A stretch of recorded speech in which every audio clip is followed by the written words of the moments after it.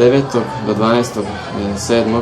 organiziramo dječji plesni tabor u Mađarskoj kući u Belom Manastiru.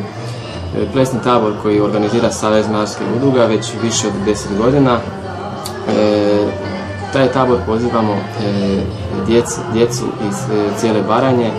To su u stvari, po mom mišljenju, najbolji dječji plesači iz Batine, Zmajevca, Kotline, Knežeg Vinograda, Novog Bezdana, Belog Manastira, Darde i iz drugih naselja. Skupina broji više od 30 članova.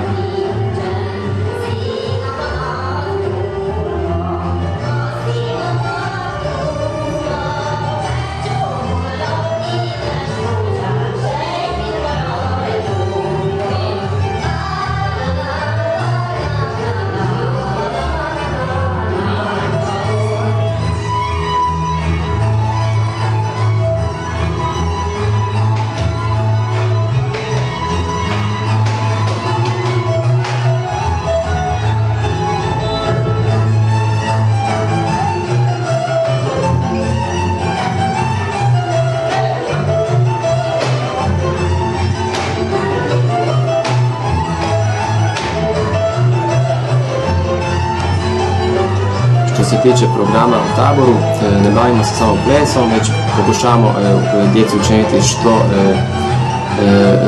što bolje provodu ovo vrijeme. Na primjer, ubacujemo neka natjecanja, onda odemo malo u grad, neke filmove pustimo, tako da.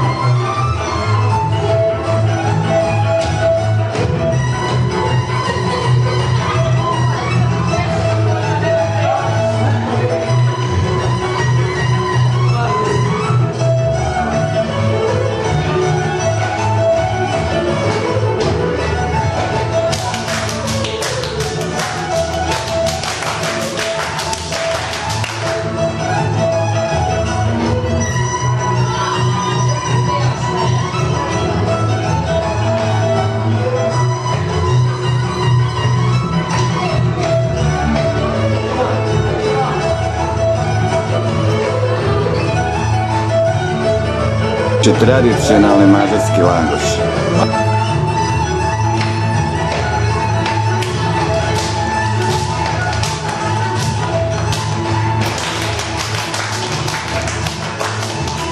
Dobro langoš. Da.